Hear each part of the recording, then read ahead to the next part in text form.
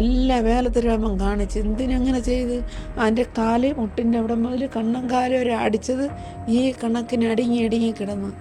Postmortem ചെയ്യാൻ നേരത്തെ എൻ്റെ ഇളയ ചെറുകുട്ടി തിരിച്ചും മറിച്ചും കിടത്തി കൊടുക്കാൻ വിളിച്ച് നമ്മുടെ ആളിനുള്ളവർ വേണമല്ലെന്ന് അവരനിയനും ചേട്ടനും കൂടെ കയറി. അവർ കണ്ട് എൻ്റെ മക്കളെ ഇവിടെ മുറിവുണ്ട്, കൈയും കാലും അത്രയും പൊള്ളിയിട്ടുണ്ട്, കയ്യിലുണ്ട്, കാലിൻ്റെ ഒരു വിരലിൽ എല്ല് മാത്രം വെളിയിൽ കാണാം, കാലിൻ്റെ പാദത്തിനകം ഈ വട്ടത്തിന് ലൈറ്റർ വെച്ച് പൊള്ളിച്ച് ആ കാലം വെച്ച് എൻ്റെ അപ്പയെ വഴിനീളെ നടത്തിച്ച് എത്രമാത്രം വേദന. ഇത് ഏതാണ് കേസെന്ന് മനസ്സിലായോ? 1.5 വയസ്സുള്ള കുട്ടിയെ 3 മാസം കഠിന പീഡനം ചെയ്ത് കൊന്ന ആ നരാധവൻ്റെ കേസാട്ടോ. നമ്മൾ അങ്ങനെയൊന്നും മറക്കാൻ പറ്റില്ല. ഈ കേസ് നമ്മൾ ഒരിക്കലും മറക്കാൻ പറ്റില്ല. മനുഷ്യ മനസാക്ഷിയെ നെട്ടിച്ച ഈ കേസ് നമ്മൾ എന്നും ഓർക്കണം. നമ്മളെല്ലാവരും ആ കുട്ടിയോട് മാപ്പ് പറയണം. ഈ സമൂഹം മൊത്തം ആ കുട്ടിയോട് മാപ്പ് പറയണം. നമ്മുടെ ഈ സമൂഹമാണ് ആ കുട്ടിയെ ഇങ്ങനെ ആക്കാൻ വേണ്ടിയിട്ട് നിർത്തി കൊടുത്തത്. അല്ലാതെ ഒരു 1.5 വയസ്സുകാരൻ അവൻ്റെ മുഖം നോക്കിയാൽ ചെയ്യാൻ തോന്നുമോ? ഒരു പൂച്ചക്കുഞ്ഞുങ്ങളെയും ഒരു പട്ടിക്കുഞ്ഞുങ്ങളെയും കണ്ടാൽ പോലും നമ്മുടെ അടുത്ത് ലാളിക്കും, കൊഞ്ചിക്കും. ഒരു മനുഷ്യക്കുഞ്ഞിൻ്റെ അടുത്ത് ഇത്രയും ക്രൂരത കാണിക്കാൻ കഴിഞ്ഞാൽ നരനായെ നടു റോഡിലിട്ട് കല്ലെറിഞ്ഞ് കൊല്ലരുത്. അവൻ അനുഭവിക്കണം. കുഞ്ഞ് വേദനിച്ച അത്രയും വേദന അവര് രണ്ടുപേരും അനുഭവിക്കാൻ എന്താ പറയാ ബാധ്യസ്ഥരാണ്. അവർക്കൊക്കെ തൂക്കുകയറ് കൊടുത്താലും ഇല്ലേ, അതൊക്കെ വളരെ ചെറിയ ശിക്ഷയാണ്. പെട്ടെന്ന് അവനെ കൊല്ലാൻ പാടില്ല. അവനെ 30 വർഷം വെച്ച് ദ്രോഹിക്കണം. ഈ കുട്ടിയെ 3 മാസം ദ്രോഹിച്ചതിന് അവനെ 30 വർഷം വെച്ച് ദ്രോഹിക്കണം. ഇതേപോലെ ക്രൂരത അവന്റെ കയ്യിൽ കാണിക്കണം, അവന്റെ ശരീരത്ത് കാണിക്കണം. അപ്പോഴേ അതിന്റെ വേദനയുടെ ആഴം, ഒരു വിരലിലെ എല്ല് വരെ പുറത്ത് കാണണമെന്ന് വെച്ചിട്ടുണ്ടെങ്കിൽ ആ കുട്ടി, ആ പിഞ്ചു കുഞ്ഞ് എത്രത്തോളം വേദന അനുഭവിച്ചിട്ടുണ്ടാവും. ആ കുഞ്ഞ് നടക്കാൻ, അതായത് ഓടി നടക്കണ്ടാവും. ചെറിയ കുട്ടിയല്ലേ, ഓടി നടക്കണ്ടാവും. അപ്പൊ ഓടി നടക്കാതിരിക്കാൻ വേണ്ടിയിട്ടാണ് ഈ കുട്ടീനെ ലൈറ്റർ ഉപയോഗിച്ചിട്ട് കാലില് പൊള്ളിപ്പിച്ച് ആ എല്ലടക്കം കാണുന്ന വിധമാണ് ചെയ്തിരിക്കുന്നത്. ആർക്കെങ്കിലും കൊടുക്കാനില്ലേ? അമ്മത്തൊട്ടിലിടായിരുന്നില്ലേ? റോഡിൽ ഇറക്കി വിട്ടു കഴിഞ്ഞാൽ കുട്ടിനെ എടുത്തിട്ട് പോയി, കുട്ടി എവിടെയെങ്കിലും പോയി വളർന്നിട്ടുണ്ടാവും. ഇപ്പൊ കൊല്ലാനുള്ള അധികാരം ഈ സമൂഹം ഇതിന് ഉത്തരം പറഞ്ഞേ പറ്റൂ. ഇത് മാത്രമല്ല കേട്ടോ, ഒരുപാട് കാര്യങ്ങൾ കേൾക്കാനുണ്ട്. ഇത് കേട്ടാലില്ലേ, സത്യം പറഞ്ഞാൽ ഒരു ദിവസം നമ്മൾ ഉറങ്ങത്തില്ല. ഈ വീഡിയോ ചെയ്യുന്നത് ഒരു റീച്ചിന് വേണ്ടിയോ ഒരു ഇതും ഉദ്ദേശിച്ചില്ല കേട്ടോ. ഞങ്ങൾക്ക് പറയേണ്ട കാര്യം, ഞങ്ങളുടെ രോഷം ഞങ്ങൾക്ക് ഒരു 4 പേരെടുത്ത് അറിയിക്കാന്ന് വിചാരിച്ചു. ഈ നരനായെ നടു റോഡിലിട്ട് പെരുമാറണം. ബാക്കി നമുക്ക് കേട്ടുതരാം.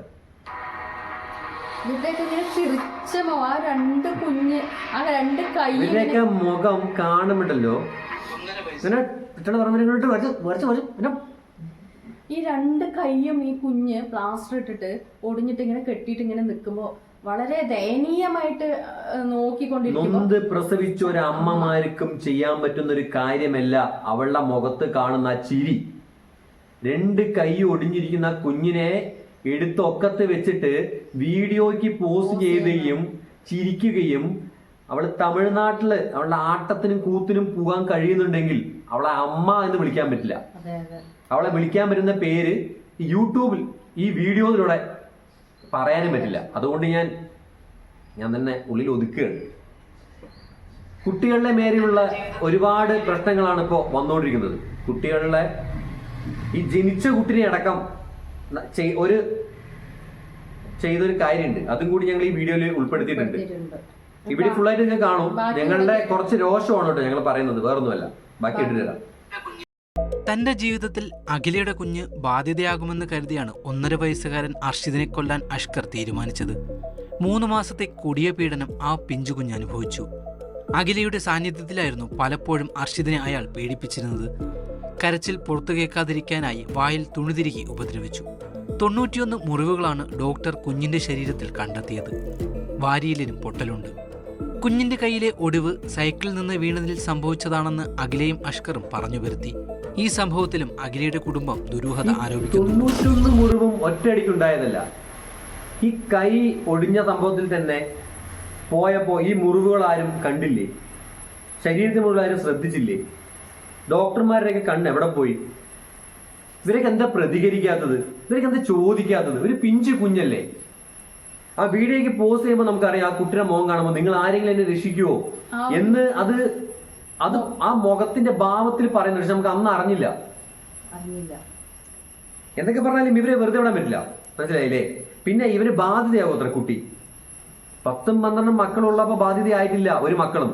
പിന്നെയാണോ ഈ കാലത്ത് ഈ 20-ാം നൂറ്റാണ്ടില് 1-2 മക്കള് ബാധ്യതയാവുന്നത്?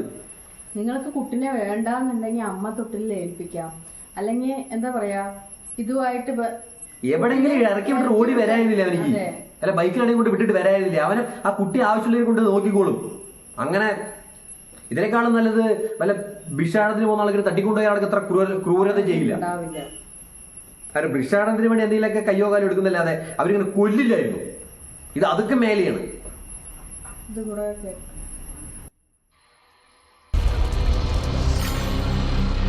ഇതാദ്യമായല്ല അഷ്കർ മറ്റുള്ളവരുടെ ജീവിതം തകർക്കുന്നത്. 18-ാം വയസ്സിൽ തന്നെ വിവാഹം ചെയ്ത ആമിനയുടെ ജീവിതം അയാൾ ഇരുട്ടിലാക്കി. ആ കുട്ടിയെ തീരാ ദുരിതത്തിൽ തള്ളി വീഴും. പരാതി എന്ന് പറഞ്ഞാല് ഇവൻ എന്റെ കൊച്ചിനെ വിളിച്ചിറക്കി കൊണ്ടുപോയ ആ നാള് തൊട്ടേ ഉപദ്രവമായിരുന്നു. പല ഭിത്തിയില് ചെടിക്കും ചെവിട്ടില് അടിയും ഇടിയും വയറ്റില് ചവിട്ടും കൊച്ചിന് തറയില് കൂടെ ഇവര് രണ്ടുപേരെയും കൂടെ ചേർക്കുന്ന അഷ്കറിന്റെ ഉമ്മ. ആദ്യം വിവാഹം കഴിച്ച ആമിനെ അഷ്കർ നിരന്തരം പീഡിപ്പിച്ചിരുന്നു. നിർബന്ധിച്ച് വിഷം കുടിപ്പിച്ച ശേഷം നിർബന്ധിച്ച് വിഷം കുടിപ്പിച്ചിട്ട് കെട്ടിത്തൂക്കിന്ന്. അതായത് ഇവൻ ഇതൊരു ഹോബിയാണ്, ഇവൻ സൈക്കോ ആണ്. ഇവനെ ശരിക്കും നിയമം എന്താ പറയാ, നിയമം കൊടുക്കുന്ന ശിക്ഷയേക്കാൾ വലിയ ശിക്ഷ കൊടുക്കണം. അല്ല നിയമത്തിൽ കൊടുക്കുന്ന ശിക്ഷയൊന്നും ഇവനിക്കൊന്നുമല്ല. കാരണം ഇവൻ എത്രയോ വലിയ സൈക്കോ ആണ്. ഇവനും അവളും, മനസ്സിലായില്ലേ? നമ്മൾ ജ്യൂസിൽ കലക്കിയ ഇത് കൊടുത്ത് ഗ്രീഷ്മയെ കണ്ടിട്ടുണ്ട്. അതൊക്കെ മുകളിലാണ് അവള് കേട്ടോ, മനസ്സിലായില്ലേ? ഇത് വെച്ച് നോക്കുമ്പോ ഗ്രീഷ്മയൊക്കെ എത്രയോ ബെറ്ററാ തോന്നുന്നു. ആദ്യ ഭാര്യയാണ് ഈ ആമിന. ആമിനയ്ക്ക് 18 വയസ്സുള്ളപ്പോ വിളിച്ചിറക്കി കൊണ്ടുപോയിട്ട് ആ പെൺകുട്ടിയെ ഏതോ ഒരു വാടക വീട്ടിലിട്ട് ഇതേപോലെ ക്രൂര മർദ്ദനം ചെയ്ത് ആ കുട്ടിയുടെ മുഖം കണ്ടാലോ ആ കുട്ടിയെ കണ്ടാലോ അറിയാം. ഇപ്പൊ ആ കുട്ടിയെ കണ്ടാൽ ശരിക്കും പറഞ്ഞ ഒരു 50 വയസ്സ് 60 വയസ്സുള്ള ഒരു പെൺകുട്ടിയെ പോലെ ഒരു സ്ത്രീയെ പോലെ ആക്കി. 18 വയസ്സുള്ള കുട്ടിയെ വെറും 3 വർഷം കൊണ്ട് ഇവൻ പീഡിപ്പിച്ച പീഡനമാണ് ഈ കാണുന്നത്. ഇവർക്ക് കേസ് കൊടുത്തിട്ടുണ്ട്. ഈ ആമിനയുടെ വീട്ടുകാർ ഇവനെതിരെ കേസ് കൊടുത്തിട്ടും ഒരു പോലീസുകാരും ആ കേസ് എടുത്തിട്ടില്ല. എന്തുകൊണ്ട് ഇവനെ അന്നേ നിങ്ങൾ വെറുതെ വിട്ടു? അന്നേ ഇവനെ അഴിക്കുള്ളിലാക്കിയതാണെങ്കിൽ ഈ ഒരു പെഞ്ചു കുഞ്ഞ് മരിക്കില്ലായിരുന്നു. അഖിലയുടെ കാര്യം പിന്നെ പറയാൻ താല്പര്യമില്ല. അവളെ പറഞ്ഞിട്ട് കാര്യമില്ല. കടത്ത് കെട്ടിട്ട് വരാം. നിർബന്ധിച്ച് വിഷം കുടിപ്പിച്ച ശേഷം കെട്ടുതൂക്കി കൊല്ലാനും ഒരിക്കൽ ശ്രമം നടത്തിയെന്ന് ആമിനയുടെ മാതാവ് പറയുന്നു. പോലീസിൽ പരാതി നൽകിയിട്ടും ഫലമുണ്ടായില്ല. ഈ പോലീസുകാരെ കൊണ്ടുപോകുന്നത് ഇവനാണ് ഓരോരോ കേസുകളിന് വേണ്ടിയിട്ട്. ഇതിനുശേഷം ഒരു ഡാൻസ് ട്രൂപ്പിന്റെ വാഹനമോടിക്കുന്ന ജോലിയായിരുന്നു അഷ്കറിന്. ഇതിനിടെ പരിചയപ്പെട്ട ചിറയൻകീഴ് സ്വദേശിനിയുമായി അടുപ്പം സ്ഥാപിച്ചു. കുറച്ചുകാലം ഇവർ ഒരുമിച്ച് കഴിഞ്ഞുവെന്നാണ് സമീപവാസികൾ പറയുന്നത്. എന്നാൽ 1 വർഷത്തിനുള്ളിൽ പെൺകുട്ടി ആത്മഹത്യ ചെയ്തു. രക്ഷിതാക്കളോ അടുത്ത ബന്ധുക്കളോ ഇല്ലായിരുന്നതിനാൽ ആ കേസും തേഞ്ഞുമാഞ്ഞുപോയി. കൊടുത്ത് കെട്ടിത്തൂക്കാൻ ശ്രമിച്ചു ആദ്യ ഭാര്യ ആമിനെ. എന്തോ അതിന് സമയമാകാത്ത കാരണം അത് ഇന്ന് അതൊരു തെളിവായിട്ട് അവിടെ അവശേഷിച്ചു. പിന്നെ ആമിനയ്ക്ക് ശേഷം രണ്ടാമതൊരു പെൺകുട്ടിയെ കൂടി കല്യാണം ലിവിങ് ടുഗദർ പോലെയൊക്കെ കൂടെ ഇരുന്നിട്ട് ആ കുട്ടി ആത്മഹത്യ ചെയ്തിട്ടുണ്ട്. അതിന് ചോദിക്കാനും പറയാനും ആളില്ലാത്ത കാരണം ആ കേസ് എവിടെ എത്തിയില്ല. അതും കൂടി അന്വേഷിക്കണം. ആമിനയെ ഇവൻ പീഡിപ്പിച്ചത് ആമിന ആംഗ്യത്തിലൂടെ മാത്രമാണ് കാണിക്കാൻ പറ്റുന്നത്. ആ കുട്ടിക്ക് സംസാരിക്കാൻ കഴിയുന്നില്ല. അത്രയും കൊടിന പീഡനമാണ് കൊടുത്തത്. വെറുതെ വിടരുത്. ഭർത്താവ് അഖിൽ മരിച്ചതിന് ശേഷമാണ് അർഷിദ് ജനിക്കുന്നത്. ഇതിനുശേഷമാണ് അഖില അഷ്കറിനൊപ്പം താമസിക്കാൻ തുടങ്ങിയത്. സുഹൃത്തുക്കളായ സ്ത്രീകളുടെ സ്വർണ്ണാഭരണങ്ങൾ വാങ്ങി പണയം വെച്ച ശേഷം തിരിച്ചെടുത്തു കൊടുത്തില്ലെന്ന കേസുകളും അഷ്കറിനെതിരെയുണ്ട്. കേസുകളിൽ പെടുമ്പോൾ നാട്ടിൽ നിന്ന് മാറി നിൽക്കുകയാണ് ഇയാളുടെ പതിവ്. ഇതെല്ലാം അറിഞ്ഞിട്ടാണ് അഖില ഇവനെ കൂടെ കൂട്ടിയിരിക്കുന്നത്. ഇവൾ മനഃപൂർവ്വം ഈ കുട്ടിയെ കൊല്ലാൻ ഏൽപ്പിച്ചിട്ടാണ് ഇവള് തമിഴ്നാട്ടിലേക്ക് ഡാൻസിന് പോയത്. ഇവളുടെ കൂത്ത് കഴിഞ്ഞ് വരുമ്പോഴേക്കും ഈ കുട്ടിയെ തീരുമാനമാക്കണം എന്ന് പറഞ്ഞിട്ട്. അപ്പൊ അവളും ഇതിൽ കുറ്റക്കാരിയാണ്. അതെ അതെ അതെ. അവളാണ് പ്രേരിപ്പിച്ചത്. പ്രേരണ കുറ്റത്തിന് അവളെയും കൂടി ഇതിനെ അവന് കൊടുക്കുന്ന അതേ ശിക്ഷ കൊടുക്കണം. ഇവരൊന്നും പുറത്തിറങ്ങരുത്. ഇവന്റെ ഒരു വലത് കൈയും ഇടത് കാലും എടുത്തിട്ട് ഈ കാണുന്ന ക്രൂരതകൾ മൊത്തം എന്റെ ശരീരത്തിൽ ചെയ്തിട്ട് ജീവിക്കാൻ പറ്റണം. ഗ്രീഷ്മന്റെ ആദ്യ ഭർത്താവ്, അതായത് ഈ കുഞ്ഞിന്റെ ഒറിജിനൽ ആയിട്ടുള്ള അച്ഛൻ, ഈ കുഞ്ഞ് അഖിലയുടെ ആദ്യത്തെ ഭർത്താവ് ഈ കുഞ്ഞ് ജനിക്കുന്നതിന് മുന്നേ 3 മാസം ഗർഭിണിയായിരിക്കുമ്പോ തന്നെ സൂയിസൈഡ് ചെയ്തിട്ടുണ്ട്. അതില് വേറൊരു കാര്യം കൂടിയുണ്ട്. അഖില പറഞ്ഞത് ഈ കുഞ്ഞ് നിന്റെ അല്ല എന്ന് പറഞ്ഞ് പോലീസ് സ്റ്റേഷനിൽ പോയിട്ട് കംപ്ലൈന്റ് പറഞ്ഞ് നീ എന്നെ കാണാനോ ഒന്നിനും വരരുത് പറഞ്ഞതിന് ശേഷമാണ് ഈ അഖില് എന്ന് പറഞ്ഞ പയ്യൻ മരിച്ചത്. ഈ അഖിൽ എന്ന് പറഞ്ഞ പയ്യന്റെ വീട്ടിലും അവന്റെ സഹോദരി അഖില എന്ന് പറയുന്ന സഹോദരി അവിടെ ഉണ്ടായിരുന്നു. ആ കുട്ടിക്കും ആ കുട്ടിയുടെ ഭർത്ത വീട്ടിൽ നിന്നും ഒരുപാട് പീഡനം ഉണ്ടായിട്ട് ആ കുട്ടി സൂയിസൈഡ് ചെയ്തതാണ്. അതിന്റെ കേസ് നടന്നുകൊണ്ടിരിക്കുന്നുണ്ട്. ആ വീട്ടുകാരുടെ കാര്യം ആലോചിച്ച് നോക്കൂ. ഒരു ആൺകുട്ടി ഉണ്ടായിരുന്നു, ഒരു പെൺകുട്ടി ഉണ്ടായിരുന്നു. 2 പേരും മരിച്ചുപോയി. കൊച്ചുമകനെ ഇവരിങ്ങനെ കൊല്ലുകയും ചെയ്തു. കൊച്ചുമകൻ ഈ മകന്റെ അല്ല എന്ന് പറഞ്ഞിട്ടാണ് അവള് പോലീസ് സ്റ്റേഷനിൽ പോയിട്ട് പറഞ്ഞിട്ട് അവളുടെ ഇഷ്ടത്തിന് ജീവിക്കാൻ പോയത്, കൂത്തടിക്കാൻ പോയത്.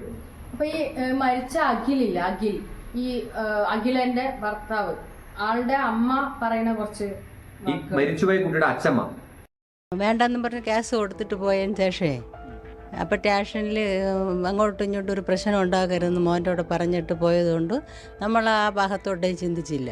അപ്പോൾ വളരുമ്പം കുഞ്ഞ് നമ്മളടുത്ത് വരും എന്നുള്ള ധൈര്യത്തിൽ നമ്മൾ ജീവിച്ച്. അപ്പോഴെൻ്റെ മോള് മരണപ്പെട്ട് പിന്നെ മോനല്ലേ ഉള്ളൂ. അപ്പോൾ ഞങ്ങൾ ഈ സ്വത്ത് മോഹിച്ചാണ് അഖില വന്നത്.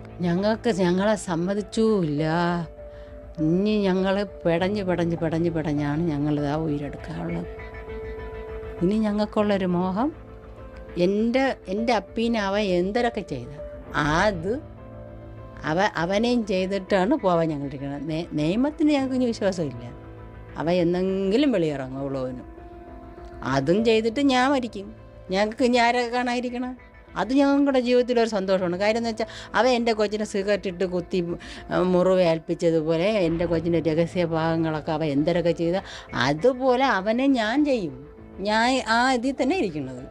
അതുപോലെ അവനെയും ചെയ്തിട്ട് ഞാൻ പോകും. ഇവനൊരു അങ്ങനെ തന്നെ അവന് വേണം.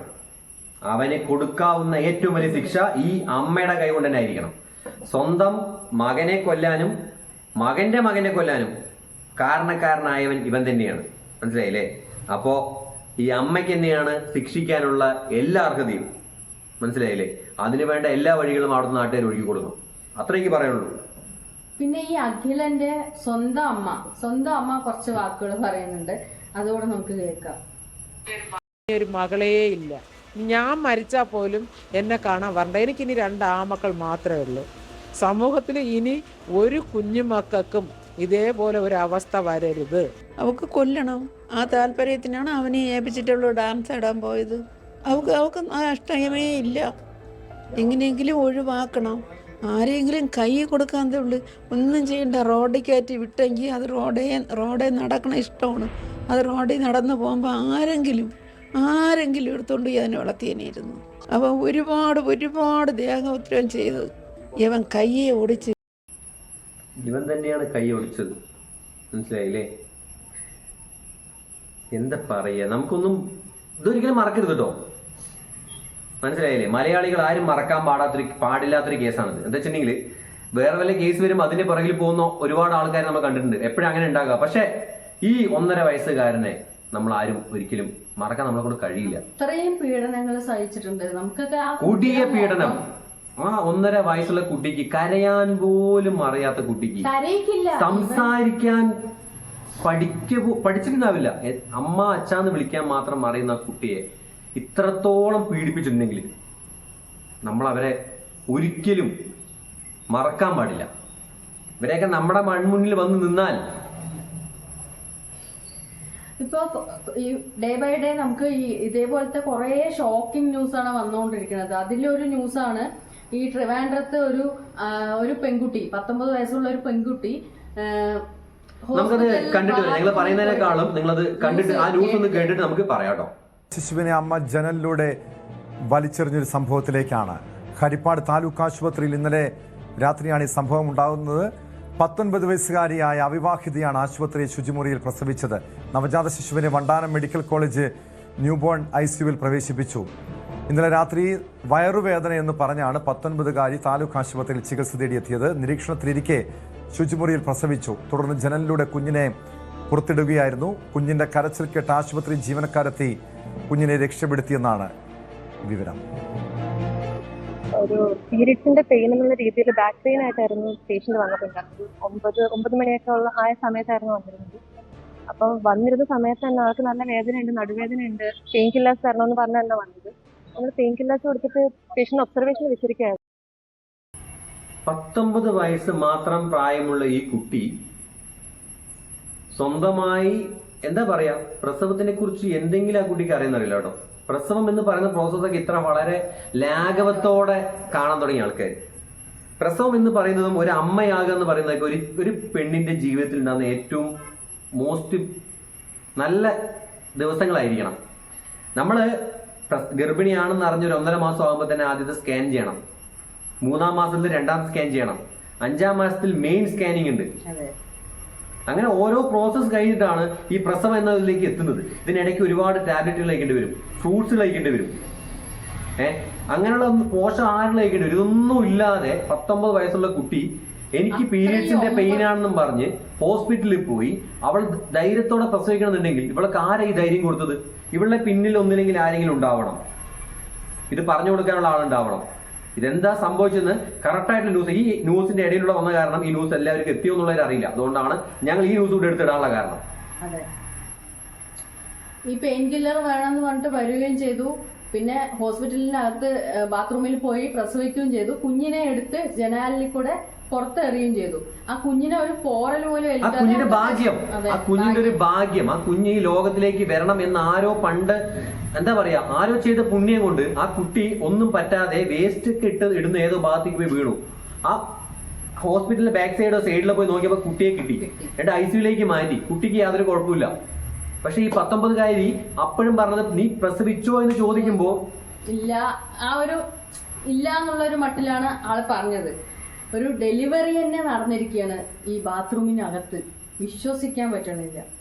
ദിവസങ്ങളോളം ചിലപ്പോ കാത്തിരിക്കണം പ്രസവിക്കാനായിട്ട്. വേദന വരും, ചിലപ്പോ വേദന വരില്ല, വേദന വരാനുള്ള മരുന്ന് കൊടുക്കും, എപ്പിഡ്യൂറൽ കൊടുക്കും. അങ്ങനെ ഒരുപാട് പ്രോസസ്സിലൂടെ കടന്നു പോകുന്ന ഈ ഒരു വലിയൊരു സംഭവത്തിനെ എങ്ങനെ വളരെ അധികം ലാഘവത്തോടു കൂടി ഹോസ്പിറ്റലിലെ ബാത്റൂമിൽ പോയി പ്രസവിച്ച് പൊക്കിൾ കൂടി എങ്ങനെ കട്ട് ചെയ്തെന്ന് അറിയില്ല. അപ്പൊ ഒരുപാട് ഷോക്കിംഗ് ആയിരുന്നു ഇത് കേട്ടപ്പോ. എന്തൊക്കെയാ നമ്മുടെ ഈ കേരളത്തിൽ നടക്കുന്നത് പോലും അറിയാത്തൊരു ഈ കൊച്ചു കേരളത്തിൽ എന്തൊക്കെയാ നടക്കണത്, എന്തൊക്കെയാ ഇവിടെ സംഭവിക്കുന്ന അറിയോ?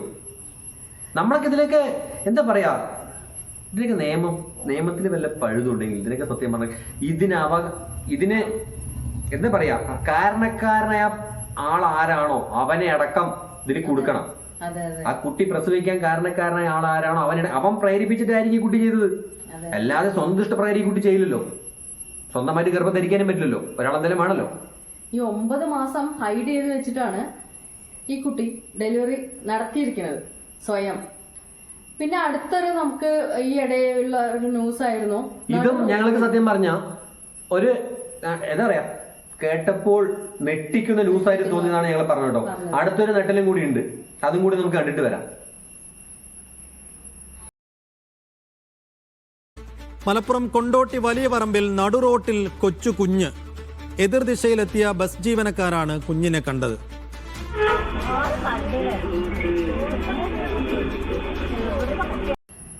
ഒരു നടു റോഡിലേക്ക് പിഞ്ചു കുഞ്ഞ് എഴഞ്ഞു വരണം എന്ന് പറഞ്ഞാലേ അത് എന്തുകൊണ്ടായിരിക്കും? 7